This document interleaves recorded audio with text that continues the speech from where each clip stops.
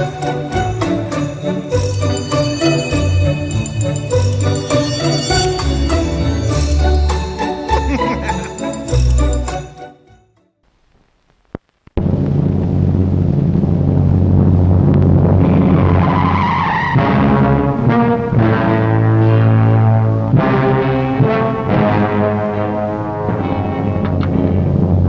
Squad.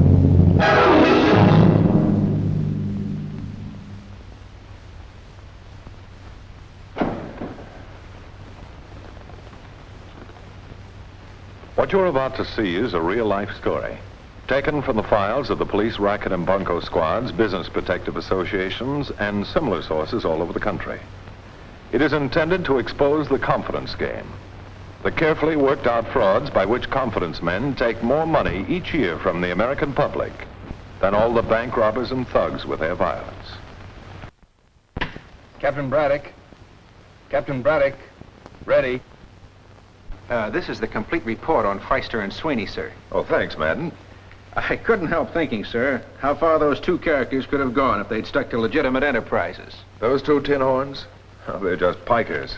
Well, the report says that they went south with $20,000 on that last caper. There's still small time, Madden. Does the name Gaston Romaine mean anything to you? Romaine? Yeah, that name sounds vaguely familiar, Captain Braddock. I just can't seem to place it. Well, he was a little before your time, but there are still thousands of people who have good cause never to forget him. Sit down. Let me tell you about him. He was the most fabulous fraud of them all. At the age of 17, Gaston Romaine left the land of his birth on a third-rate steamship bound for the United States. When he arrived at the Battery in New York, he had less than $3 in his pocket. Always on the prowl for the elusive fast buck. According to this form which you've just filled out, you have a bachelor's degree at Harvard, a master's degree at Oxford, flew a plane with the Lafayette Escadrille, and at one time were president of a South American mining company. I have had a very active life. My dear Mr. Romaine, with qualifications such as these, there's only one possible position for you in Standish & Company. Yes? Unfortunately, that position has already been filled. Oh. By Mr. Standish himself. However, we do have one vacancy. It isn't much, but it's a start. Mr. Standish began in the same capacity himself, and 25 years later, he was president of the firm. What is this position? Stock clerk. It pays $16 a week. I'm fascinated, Mrs. Halsey. To a man of my adventurous nature, this will present a challenge. It presents hard work, long hours, low pay. Nothing more. Good luck, Mr. Romaine. Thank you very much. Within a man was promoted to an office job handling correspondence. It was in this capacity that he gave birth to the idea that was to rock the proud city of Philadelphia to its stately foundations.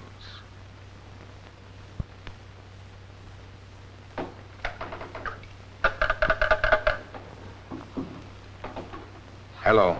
Get me the main post office, please.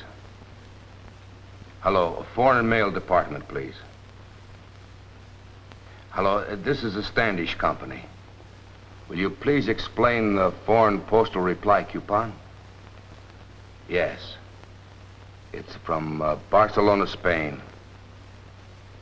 I see. Tell me, how much can I exchange that for in the United States? I see. Thank you very much. Goodbye. That same night, Romaine went back to his dingy flat, not to eat nor sleep, but to wrestle with mathematics, adding, multiplying, dividing, but never once subtracting.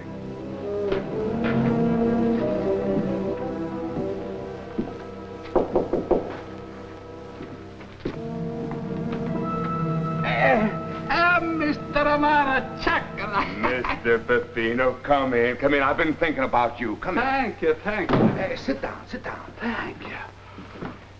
Mr. Peppino, I don't want you to think I'm a pushing in your business. But I have my reasons, noble ones. How much money you got in the bank? 500, maybe 600. How much interest does the bank pay you? 4%. 4%. For 4%, I would let my money dry up and rot. Mr. Peppino, shake my hand. Hello. Do you know why I do this? Just because I'm glad to see you. That too. What day is today? Wednesday. No. The day of the month. June the 13th. Exactly. Mark it down. Mark it down, Mr. Peppino. Mark it down on the wall, big. Va bene allora. On the wall. June the 13th. Eccola. That's nice. Nice and big for everyone to see. But Mr. Romano, it's not nice to dirty up the wall. Someday they'll be proud to display this wall. June the 13th. That's going to be as important as May 30th. February 12th. February 22nd. July 4th. January 1st. Hey, you know why, Mr. Peppino?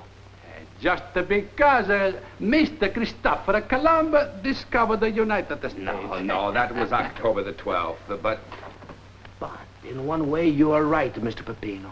I'm a son in a gun. You are right, because June 13th is also a day of a great discovery.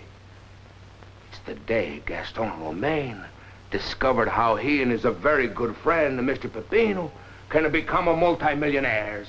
Piano. You think I'm crazy, huh? I am crazy. I'm crazy like a John D. Rockefeller. Like Andrew Carnegie, J.P. Morgan. Mr. Peppino, do you realize how many hot dogs you have to sell to make $1,750? Huh?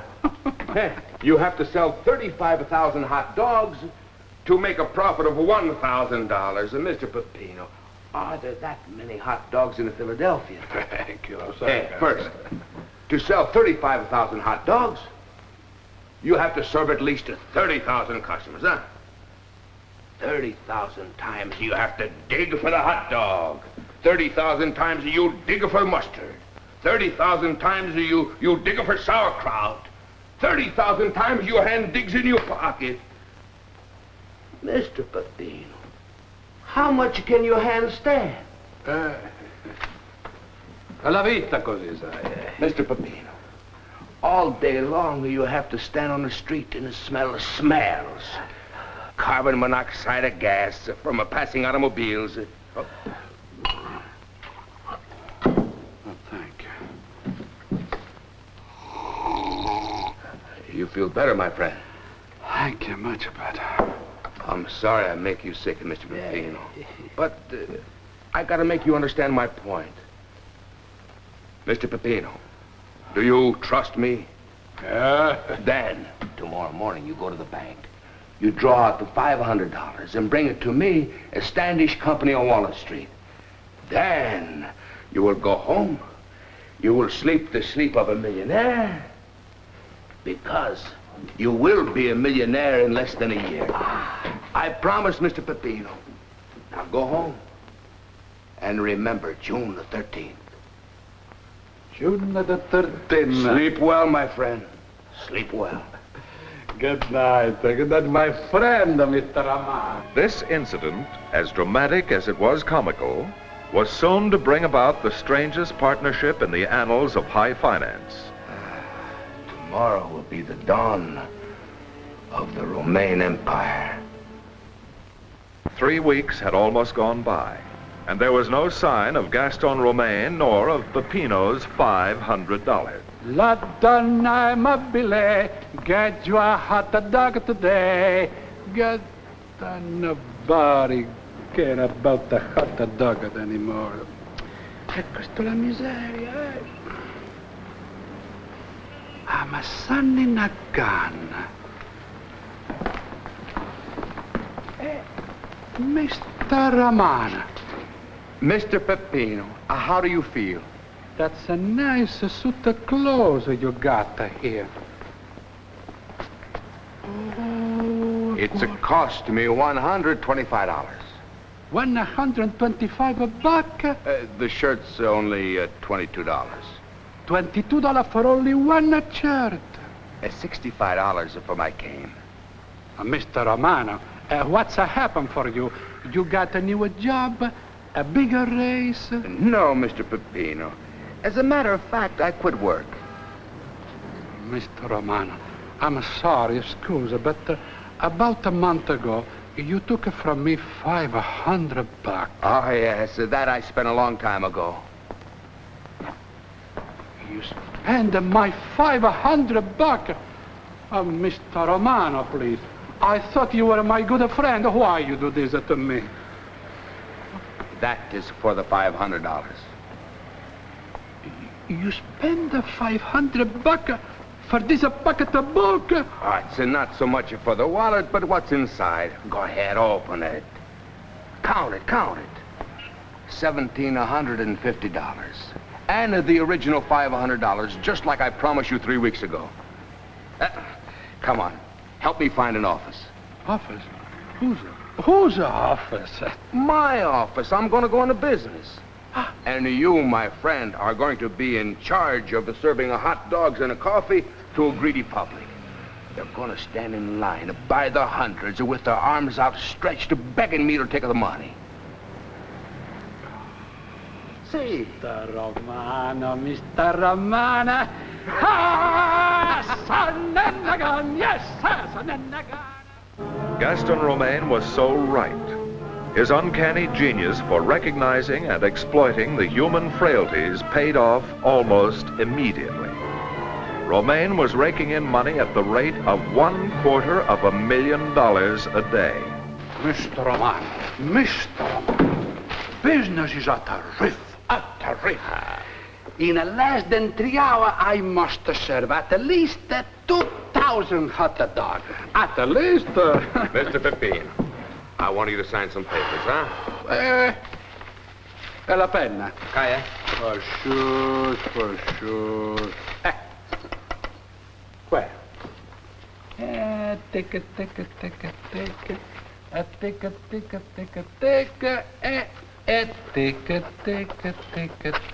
3 coffee. Mr. Romano, is one thing I never figured it out for myself. How's it come all of these people bring you all of this money? Because in 45 days, I give back the original money and 50% interest. Yeah, but how you can do this? Like I told you before, Mr. Peppino. Postal reply coupon. Again, the postal coupon. I want to know, Mr. Romano, how's it come? How you get all of this money to pay it back? How? Mr. Peppino. This is a postal reply coupon, huh? Coupon. It's like a small draft for return of postage. You take it to the post office. You exchange it for money or stamps. It doesn't matter. You remember the $500 you give me? I send it to Spain. I buy coupons for 1 penny each. I exchange in the United States for 5 cents. 5 cents for a penny. Mr. Romano, you are a nice man, but I think a little bit crazy. La donna... Oh, signora, prego. Mr. Gene O'Hara wants to see you. He says he's from the Sentinel. That's nice. Send him in. Mr. O'Hara, will you come in? Hello, Mr. O'Hara. I read your articles all the time. They're very well done. Sit down. Thank you. It's a very modest office for a big financier like you, Mr. Romaine. I don't believe in wasting money foolish. I like to give it to my clients. What's your gimmick, Mr. Romaine? Gimmick? How do you manage to pay your clients 50% interest in 45 days? In 6 months, I can double it. How? Is this in the nature of an interview, Mr. O'Hara? Sort of. Then I don't mind telling you. All over the country, I've got agents buying postal reply coupons. It's very simple to do. You yourself can do it. What do I do with the coupons after I get them?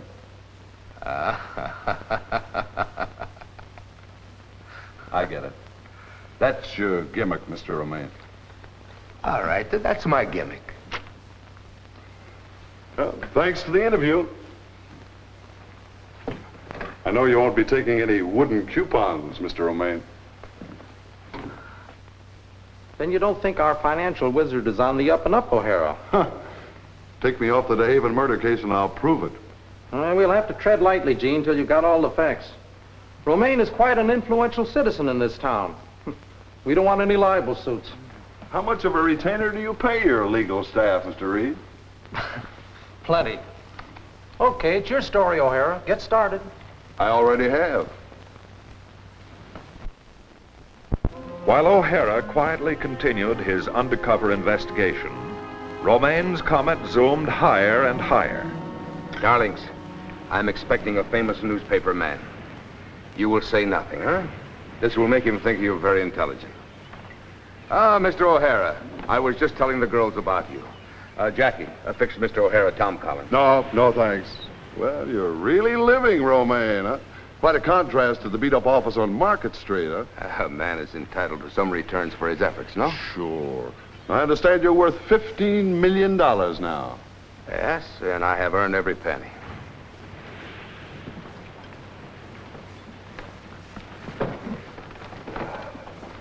But there's one thing you must remember. I get rich only if the little man gets rich. As he goes, I go. But it is not so with your bankers and brokers. Under their system, the little man hasn't got a chance.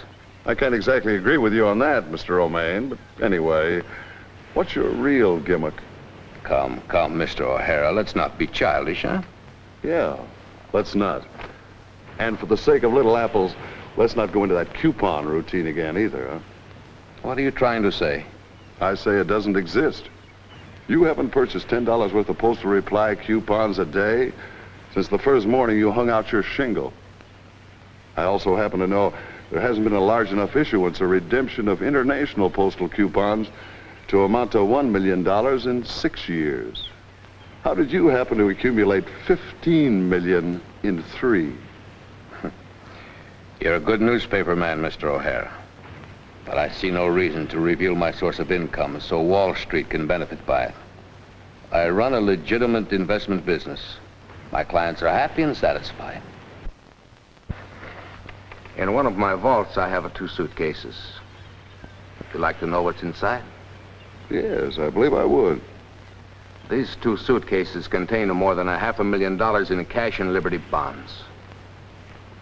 I am willing to spend this $500,000 and more if your newspaper dares to print one word about me or my enterprises that is not the truth. And I will throw a libel suit against your Mr. Chandler Reed that will make him regret the day he ever went in the newspaper business. Well, since the Sentinel always goes along with the truth, I'm dead certain you'll never have to use those suitcases for that purpose. I will drink to that. I understand you've opened branch offices in 5 states. That is correct. You know, you're passing up a better bet. How is that? Well, since you say your business is strictly legit, why don't you use the mails to solicit more business? That way you could blanket the nation. I have thought about using the mails. Perhaps I will try it. I like the way you talk, O'Hara. Maybe someday soon I will hire you to write my biography. Oh, I'm working on it now. Is that so? What are you going to call it? The Decline and Fall of the Romaine Empire. After the interview on the yacht, O'Hara returned to the newspaper convinced that Romaine was the pivot man and the hottest double play combination in history. Peter to Romaine to Paul. You mean he was robbing Peter to pay Paul? Exactly. In this case, Peter and Paul were his thousands of investors. With publisher Reed's permission, O'Hara wrote the story that exposed Romaine's racket. The day it appeared, Romaine sued the Sentinel for $5 million. What a guy. What did the investors do about it after the expose? The investors? Well, in the week that followed, the investors poured another $4 million into the Romaine cash register. Oh, the poor suckers. What about O'Hara? He must have been in a heck of a spot. Both O'Hara and the Sentinel were in a heck of a spot. Yes, all O'Hara could do was wait. The day set for Romaine's libel action against the Sentinel was fast drawing near. And yet all O'Hara could do was wait and hope for Romaine to make his first miscue. Yeah? O'Hara, this is Postal Inspector Covelli. Our friend just made his move. Sure. Shoot the works. Will I?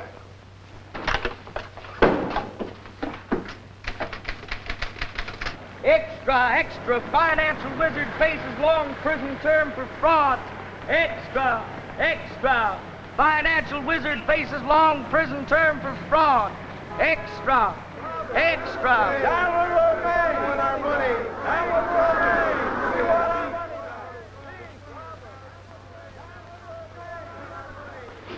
Mrs. Halsey, you better leave her by the back way. Hey, what's happening here? Why, these people are screaming at you. There's a one consolation, Mr. Pepino. In prison, we won't have to hear the screams. Prison? We go to prison for making people happy and rich. We go to jail. Why? Why, Mr. Romano, why? How much you been making every week? $7,000 That is why. O'Hara, this is Covelli. I've got a warrant for Romaine's arrest. Right. I'll meet you there in 10 minutes. You mean the Postal Coupon? That was only the beginning. I knew it could not last. I had to think of another way. I began taking the money and paying back the early investors with the money I took from the late investors. I've been doing this for 3 years now. But I don't do this thing you're talking about. Why do they send me to jail? Mr. Pepino, you're my partner. You signed the papers, that's why.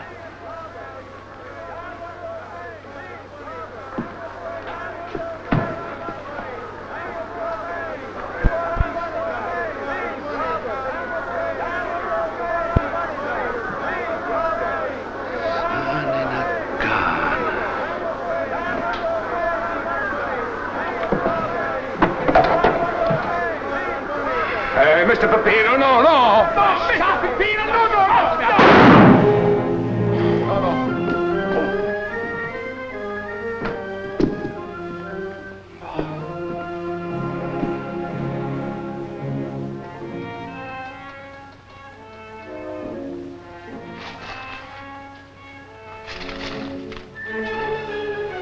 Mr. O'Hara, you should be more careful with other people's money. Hello, operator. Give me the Sentinel City desk and police headquarters. In that order. Romaine was indicted on more than 80 counts, including grand larceny and using the United States mails to defraud. He was sentenced to the federal penitentiary. Upon his release, he was rearrested by the state of Pennsylvania on additional charges. The investors? Well, they were fortunate enough to get back 25 cents on the dollar. No wonder I couldn't remember the man. His name wasn't really Romaine, was it, sir? No, Madden, it wasn't. It was a very interesting story, sir. When you desire to invest your money, it's always advisable to study the financial pages of your daily newspaper. There you will become acquainted with an old axiom that is held true through the years. The larger the return, the greater the risk. Keep that in mind the next time some charming individual approaches you with an unusual proposition.